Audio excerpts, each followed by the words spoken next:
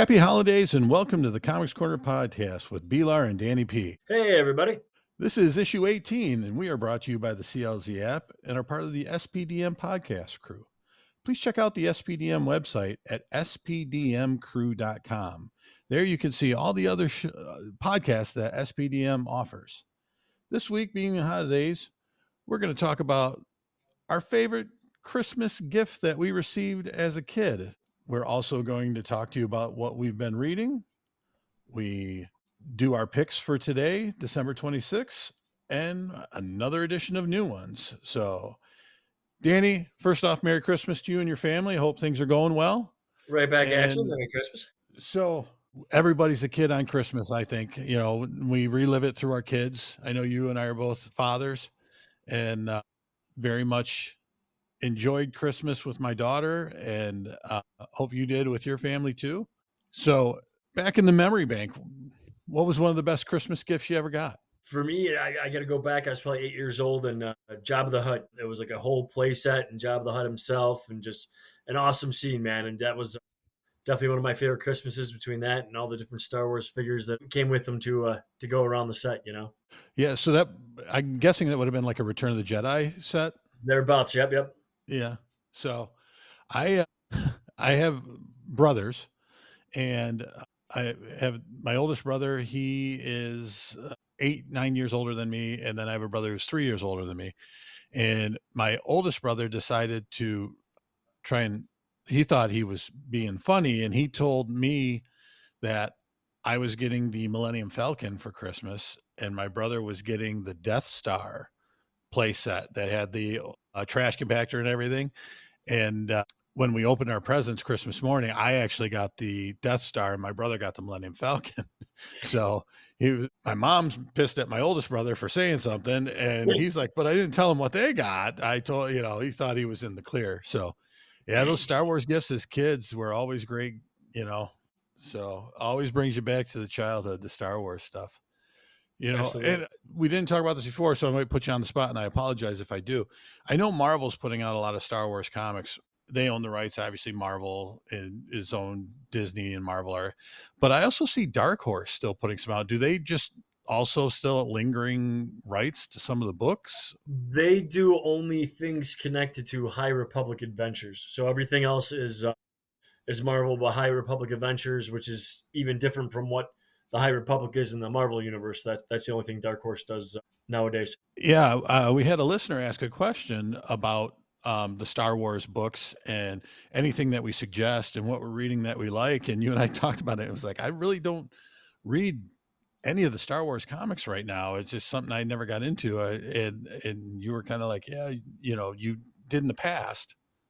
Yeah, and Right? it's a great jumping on point. You know what they do every couple of years is do the kind of time jump either forward or backward, and they're gonna fill the gap of between Return of the Jedi and Force Awakens. So that's kind of cool. So right now, if you wanted to jump in, there's a lot of new number ones for that. But yeah, right now I'm not quite sure what's going on in the universe besides where it's at in the timeline. Good. Well, yeah, I appreciate Aaron Lashbrook. I appreciate the question, and sorry we couldn't answer it for you. But I did see there was actually a new number one coming out, the Battle of Joe. Yeah, Jakku. Yeah, that's Jakku. that's been Battle kind of of Jakku Last Stand. yeah, that's been a mini series that's going on the last 2 months and it's coming to a head, and they just slowly keep on building off of that to get to the I know we just ordered Legacy of Vader, which looks like that's going to be a Kylo Ren story, which should be cool.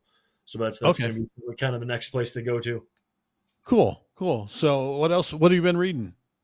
This week I only got to two. With all this chaos at Diamond Comics, it goes from breaking down one day to we pretty much broke down between Keith, Tom, and I probably 4 or 5 days this week. Even on a Saturday, books were coming for them to fix it. So, but I got to a sweet one. Image had an oversized book. It looked like they're creating a universe. Garth Ennis wrote a Freddy the Fix, which is fantastic. It's a monster story and almost like from like Pulp Fiction, like a Mr. Wolf situation, but a gent who comes and cleans up the mess for the monsters. And that was a one shot that was fantastic.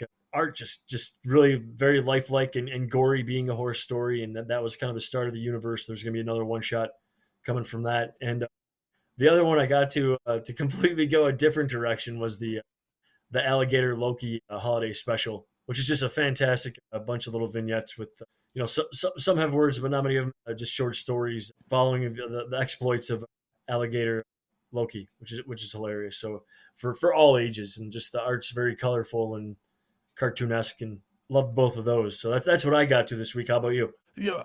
Real quick question, Freddie the Fixer. Did you say Garth Ennis wrote it? Oh, I see, and I love his stuff. So, yeah, I Yeah, just yeah, actually finished the Babs 4 issues. Issue 4 just had come out, and yeah, it's been really good. So, I highly recommend it, anything Garth Ennis done ever since yeah, Preacher absolutely, man. and Hitman. There's just Absolutely. GI Joe #2. I read that. I'm liking the Energon universe. Got to it late. Void Rivals and the Transformers stuff. I've been happy that they've been reprinting them. I can't believe they're in a 10th printing of Transformers #1, but I was able to pick up some of the books to get to the backstory of the Energon universe. And this GI Joe book is coming out strong. Joshua Williamson, he's just doing a really nice job introducing characters. The team's trying to deal with Cobra, who they've got these energon weapons, and it's just Duke takes his team, and they had a really not a good outing on their first one, and they bring in a new guy, codename Risk, who's there to kind of help revamp the team. And but GI Joe is really good and continues to be strong. I checked out Challengers of the Unknown #1, the DC All In. It seems to have a lot to do with Darkseid. They when he was killed in DC, the All In special #1, when he exploded, they're saying his essence basically went out throughout the universe, and there's hot spots that have dark side energies to them. And the Challenge of the Unknowns are going out to look into them, and they're joined on the Justice League Watchtower. They're part of it. So the first one, character Ace Morgan, who is good friends with Hal Jordan, that could have been a Green Lantern kind of thing. Him and Superman go to Mars to check out a hotspot, a dark side hotspot, and some things happen there, and kind of looks like Superman maybe getting possessed. It was kind of like the last panel thing. His eyes start glowing red. So, pretty interesting stuff. I know he saves the day a lot, but the universe would probably be a lot safer if Superman was around. Guy's always creating a problem. Right. Something happens. He's That's always always- thinking. And then New Gods #1, you're not going to lie, I gave it a flip through kind of thing. But Evan Cagle, the artist, I believe that's how it's pronounced. A very nice job on the artwork. It's an Orion story with Mr. Miracle, who has a kid. And basically, the idea is when an old god dies, like Darkseid has, a new god needs to rise up to take his place. And it looks like they're kind of pushing it that it's going to be Mr. Miracle's son, who is basically a baby. So we'll see where they go with that. But like I said, the artwork I was blown away by. Thinking they just did a nice job. And Ram V is a very wordy writer. There's a lot of words on the panels, but his run on Detective was phenomenal, and I look forward to him to continue what he's doing. So, any books in particular you're looking forward to for this? Do you collect comics and need an easy way to catalog your books? I have the app for you. Try the CLZ app. This app gives you the ability to scan your books using a barcode or individually or as a series. Just type in the book name and click the box, and boom, the comic is in your collection. The app has variant covers and most new books each week, even the independents. You can try the CLZ app for free for 7 days. After the trial period is up, it is only $1.99 a month or $19.99 for the year. So get the CLZ app wherever you download your apps today. Wrapping up the holiday week here, we got Vampirilla Hell Day 2024. I always like grabbing those one shots. They do that once a year with her for some kind of holiday special going on around now. They got a one shot was a cool thing this week. Kid Pool and Spider Boy #1 from Marvel look pretty interesting. And that, like I said, I'm always a sucker for a one shot. One and done, good or bad, something to check out, and they look pretty good. And the new miniseries with Sabretooth, I don't know. I always end up liking the bad guys more than the good guys, but Sabretooth's one of my favorites. So, The Dead Don't Talk is the new one by Frank Thierry. Look pretty good in the arts. Michael Santamaria, it just totally stands out, gorgeous. So I was excited for all those this week. What are you looking forward to? Green Lantern Dark #2. We're going to continue that tangent Green Lantern storyline. It's a bi-monthly book, which also is nice on the pocketbook. You know, they've announced it as a bi-monthly. So looking forward for that. In Redcoat #8, we're starting a new story arc. I believe it's like in the 1860s.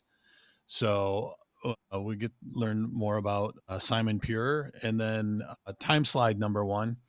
We've got Bishop and Cable teaming up, and I just remember when From the Ashes came out, the initiative of it was, you know, we're not going to do any stories that have to do with timeline and jumping back and forth in timeline. So you're not going to see Cable and Bishop. You know, it was like, oh, okay, you know, I do big fan of the Cable. I was very much into comics when he first came out, and the reveal that he's Jean Grey and Scott Summers' kid, or Madeline Pryor, actually. Sorry, and I don't know if that's still his origin or not, because you know, in 20 years of not reading Marvel, you know, they may have That's it. changed some things.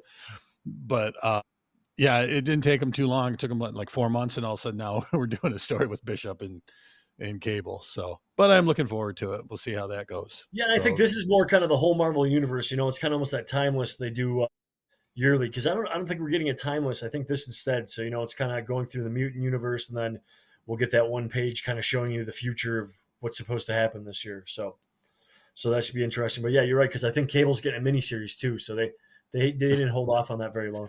no, nope.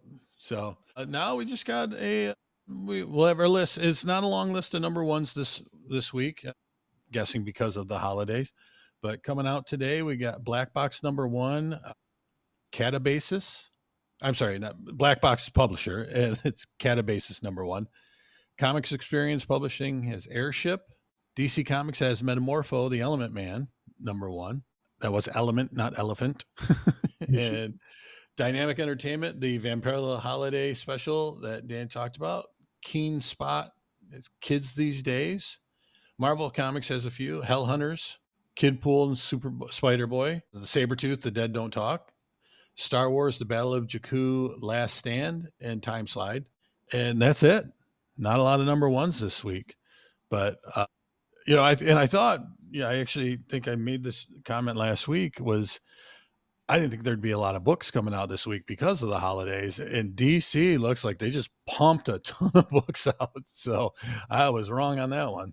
Yeah, but when I was a kid, been doing this forever. This would be an exciting week because Dad'd be a little less stressed out because there were no books, you know. But as time went on, it became more and more. And yeah, it's just a normal week nowadays. It's not how it used to be with the skip week. You know, the good thing is I'm very excited about is that the books came on time, and you know I feel I let you guys down, even though it's Diamond's fault and we haven't gotten everything the last couple of weeks. But we already got all the books for this week and ready to go. This fine Thursday, which is also weird for a new comic book day, but excited that at least for this week it's back to normal. Now, next week, being January 1st, are books released on the 1st, or is it going to be January 2nd, or do you You know, know? again with things being the way they are, we'll see. But originally the release date was January 1st, so new Year's Day, we will be open and hopefully have brand new books, like they say. Okay. Can you let us know about that subscription club, Dan? Absolutely. For the month of January, it's going to be free, by the way. So make sure to come on in, join the club. You get 25% off the titles you put yourself on, 10% off everything else. A lot of great stuff coming up you're not going to miss. We'll be having some bundle packages for Amazing Spider-Man and Batman Hush when that comes up. So a lot of great things coming up in 2025. That come and join the club. Won't do you wrong. I'll tell you what, that Batman Hush 2 storyline, I'm very much looking forward to. And from the artwork that they've released so far, man, is it going to be beautiful. Yes. So, well, that wraps up another issue of the Comics Corner podcast with B-Lar and Danny P. We are part of the SPDM podcast crew and would like to thank the CLZ app for their sponsorship. Please check out the CLZ app when you get a chance. Please check us out on social media at Comics Corner Podcast on Facebook and Comics Corner Pod, all one word, on Instagram. As always, comics is with an X. Thanks for listening and have a great week. Read well, everybody.